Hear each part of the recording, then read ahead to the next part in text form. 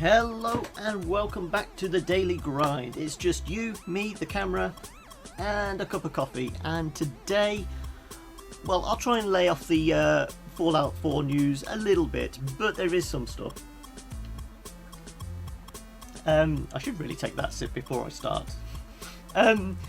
Yes, Fallout 4 has been out in the wild for a day now, so everybody has been playing it and everybody has been finding bugs. But the most amusing stuff has come out is the shit that Codsworth has to say. And I'm going through kind of Reddit and that this morning. I think when they originally announced Fallout 4, they were saying about there was going to be like 1,000 names Codsworth would be able to say. Well, Reddit being Reddit has compiled everything you can actually get Codsworth to say, and it's about 940 something, 960, something like that. And there's some rather amusing names in there. Some names you would expect, you know, your regular John, Jane, all that kind of thing. Unfortunately, Fran has got the game, but there's no Francesca in there. What you have got is stuff like, oh, I got my notes here. You can have stuff like Mr. McFly and Mulder and Scully, Neo, Furiosa. There's a lot of pop culture references in there, and of course, people being who they are, they will get Codsworth to say stuff like hello fuckface and hello Mr. Boobs and all that kind of stuff. So yes, there is an amusing list. I'm going to stick the link in the description below so you can actually see if your name is on that list and some of the other amusing ones. I mean, if you're in chat at the moment, let me know if your name, and I'll have a look on the list while we're looking, or any amusing name you think Codsworth might be able to say. I'll check the list and I'll let you know. What else have we got going on? It may be slightly related news. Let me just get everything queued up. Where's the next bit? Yes, that's it, yes. Back to me. Yay, technology works. Yes, I noticed a news piece today. It's been floating around for a couple of days. Well, it's been floating around for almost a year. There's an indie game out called Fenix Rage. I think it's on Steam at the moment, and it was supposed to be coming to console. It's Fenix Rage by Green Lava. But back in January of this year, they got a cease and desist. And they got a cease and desist from a bunch of lawyers in Costa Rica, I think it is, because a large game company had the name Rage trademarked in Costa Rica, and the lawyers went after them. So it basically means this game, which was supposed to be coming out on PS4 and Xbox One, has been delayed, and it's delayed until I think next year now. And the developers are saying, yeah, it's basically because somebody trademarked Rage. When I say it's slightly related to Fallout, well, the only game I can think of with Rage in the title is id Rage, and we know Bethesda, ZeniMax, whoever it is involved, do kind of like to trademark their names. They trademarked, well, they went after Mojang, of all people, for having putting together the game Scrolls, and they said, well, no, Scrolls is trademarked to us because obviously Elder Scrolls. I've got people in chat. Dove, hey, just got here. I'm the only one. Yes, Dove Master Doge. Yes, where was I? Yes, Fenix Rage. So yes, Bethesda, ZeniMax, whoever did go after Mojang for the name Scrolls. So I can believe it may be them that is basically bullying this little indie. As you can see on screen, Fenix Rage is essentially kind of a Meat Boy-esque platformer shmup type thing. So it's a fun little title, but the fact that it's had its kind of console release, well, not cancelled, but delayed for a long time, just because of these legal wranglings. And it kind of goes to show the legal wranglings you have around names and things like that can get a bit ridiculous. But anyway, what else have we got in the news? What have we got next on my list? Oh yes, Jurassic World. I noticed this on, I think it was Machinima or something yesterday, and I dug into it a bit more. apparently there was going to be a Jurassic World game. It's Doge Master Doge. Okay, sorry, Doge Master Doge. It's Doge Master Doge. Okay, it just says Dove or Dove here, so never mind. Yeah, well, it was like Jurassic World. Yes, apparently there was going to be a Jurassic World game. This was going to be a download title, and it was supposedly going to be for Steam and PSN and Xbox Live, and it was supposed to come out around about the same time as the film came out, but it kind of all got shit canned. And the news has come out basically because I think the animators that are involved put out some stuff on. It tends to be something like LinkedIn or something like that. They say they've worked on it, but I mean, it was being developed by, where's my notes on this? I've lost it. There we go. Cryptic Studios. I think they're the ones behind the Marvel MMO. Was it Marvel Heroes? Whatever. Meat Boy. Yes, it is Meat Boy. I messed it up. Yeah, so it's interesting to see there could have been a Jurassic World game. It doesn't look a lot, just because I mean it was just early kind of animations and things like that. So apparently the reports are saying it was almost ready to go, but it kind of got shit canned. But it once again leads into that whole thing of, are we ever going to have a good tie-in?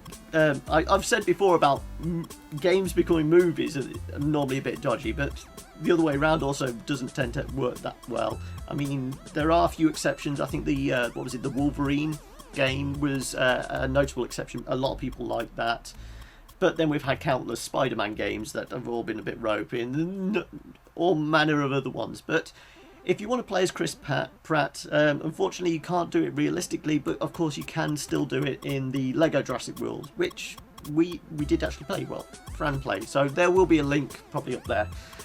Yeah, what else? What else have I got next? Oh, right, of course.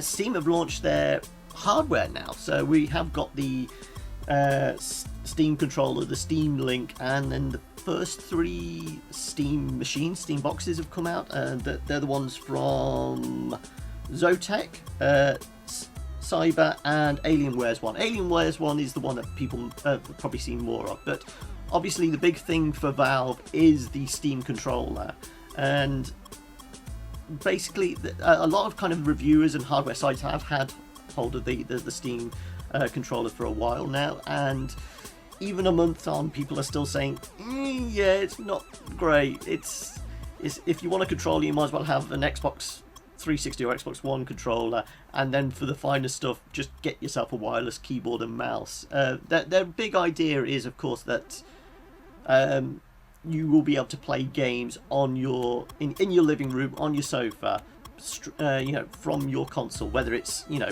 a small Steam machine underneath your TV, or you're streaming it via the Steam Link. But the big thing with trying to get that sofa experience for games that aren't designed for that, so that, you know, RTSs and MOBAs and stuff like SimCity, yeah, the strategy type stuff, it's difficult to kind of get that playing on a controller. And yeah, but their idea of doing everything with these kind of haptic touchpad type things, people are saying it doesn't work. You need that preciseness of a keyboard and mouse.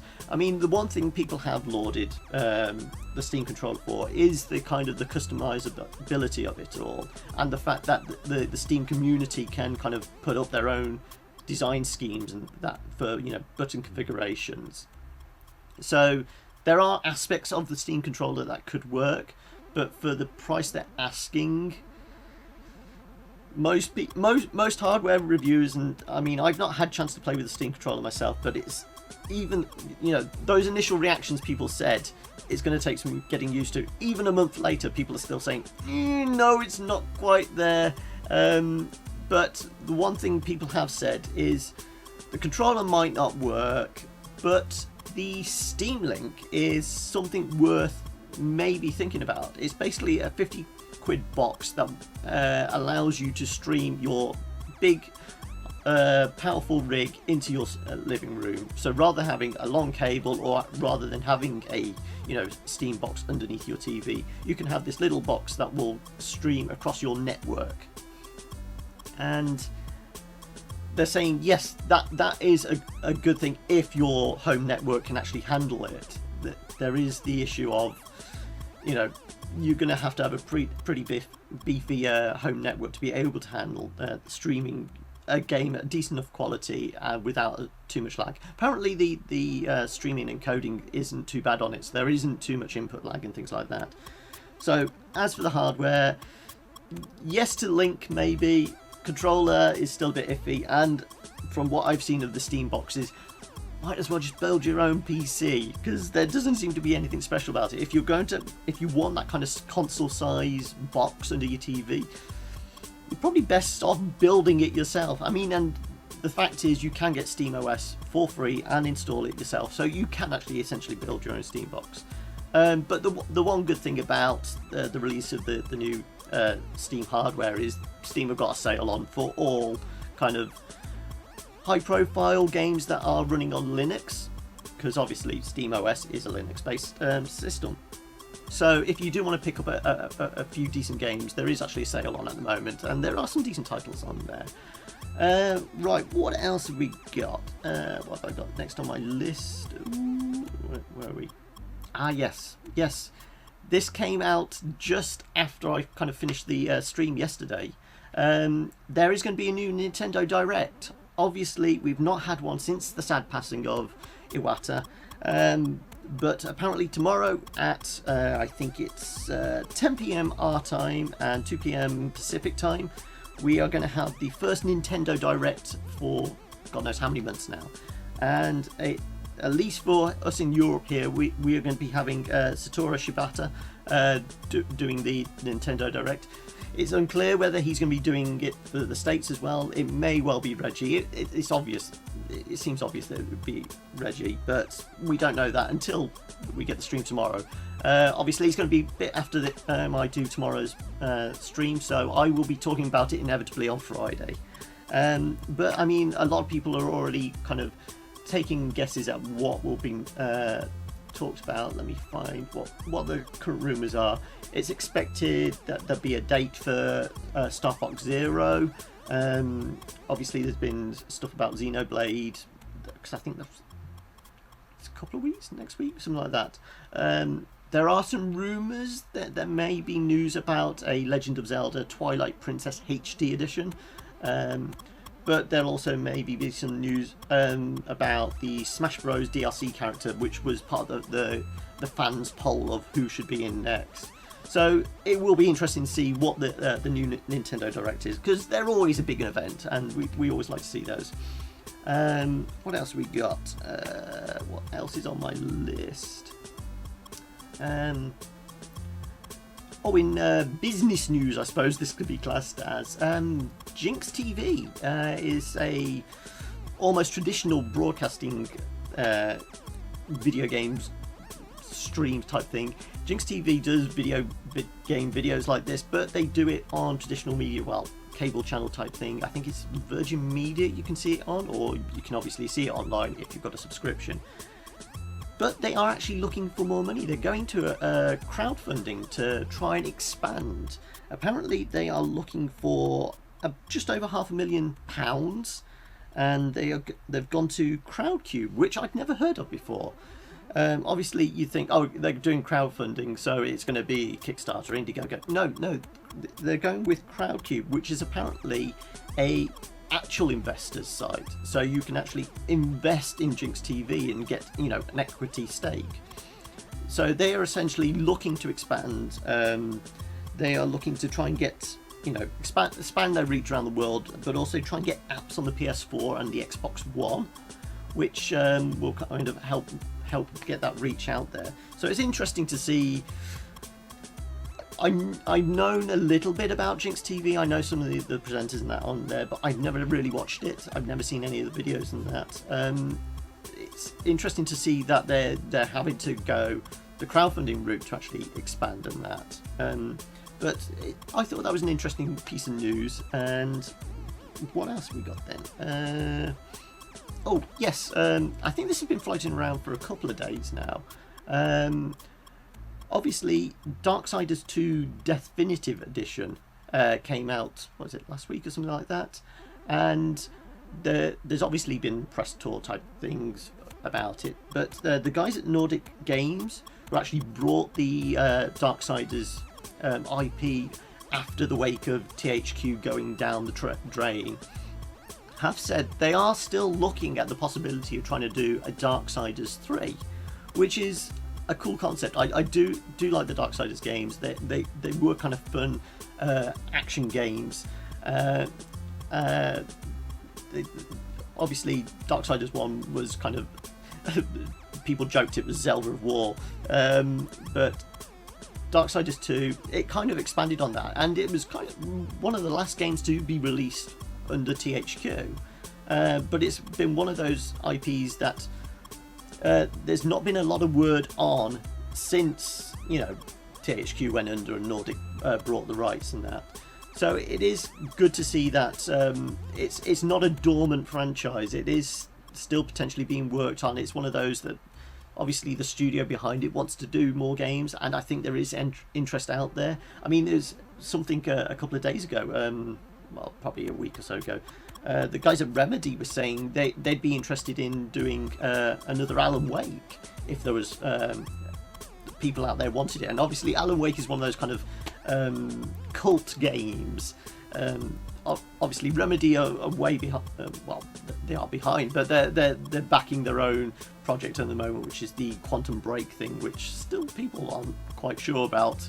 So it's one of those that was the big thing when the Xbox One was announced. You know, this TV show and video game tie-in, but it's all kind of gone off into a whimper now. So yes, I'd like to see an Alan Wake 2, but who knows? Who knows? And that is about it what I had for news. I think that was about it. Yeah, I've not got anything else. I need to check my notes. So many tabs open. Yeah, so I mean, that was all the news I've kind of seen today. Obviously, the internet is still filled with Fallout 4, Fallout 4. Yeah, there's lots of Fallout content out there. So, yeah, there's not... Everything else is kind of being squashed news-wise, but it's been an interesting one. There's a few bits and pieces. I still like the fact that Codsworth can call you Foxface. But anyway, that is the news. I mean, have you guys... I'm looking at chat now, so if you've heard anything that you want me to comment on or heard anything about, I would be interested in hearing. And if not now, obviously you can let me know in the comments below, and I'll take a look for tomorrow's video. If you don't know what these are, the Daily Grind is me having a cup of coffee, having a chat with you guys, going over all the news of the day. And if you want to see more of these, obviously you can subscribe.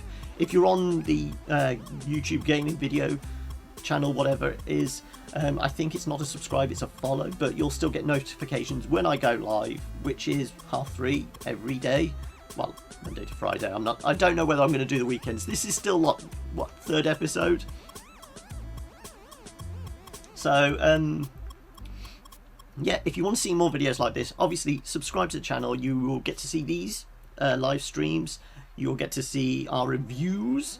Obviously, review went out last night. Yaki was taking a look at Sword Coast Legends, and his review went up last night. If you want to check that out, it's on the channel. I will leave a link in the annotation there when this video is up on the channel. Tonight I will be taking a look at a little indie game. I finally found one. It was a cute little one I did a quick bit on, called, right, let me get this right, The Amazing Odyssey of Growing Up. Yeah, that's right. Yeah, The Amazing It's a cute little point and click. I know I've done a bunch of point and clicks of recent, but this one actually stood out because it looked a little different. But you'll see that this evening. Maybe a little later than the usual 7 o'clock slot, but regardless. Yeah, but if you want to get in touch, obviously comments below. If you're live, you can get in touch on the chat. But if you want to get in touch with us on other social media channels, you can do on Facebook at facebook.com/thekillerbits, or on Twitter at thekillerbits. And if you want to help support the show, obviously there's a link there. It's says patreon.com/thekillerbits. And if you go over to Patreon and pledge $1 or whatever you want, you will get access to our YouTube videos early. You'll also get behind the scenes stuff, and you'll get that warm fuzzy feeling you get from supporting us. Anyway, I've been going on now for what, 20 minutes or so, so I think that's probably a good time to wrap it up, unless there's anybody in chat that wants to say anything. I'm waiting on you. I know there's like a 30-second and then minute delay, so if you want to say anything, say it in the chat now. Other than that, I will see you tomorrow, 3:30.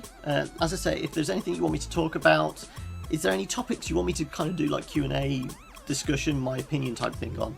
Otherwise, I will be combing Reddit and all the news sites and Twitter and that in the morning to find out more stuff to talk to you about. Anyway, that's it. I will see you tomorrow then. Bye!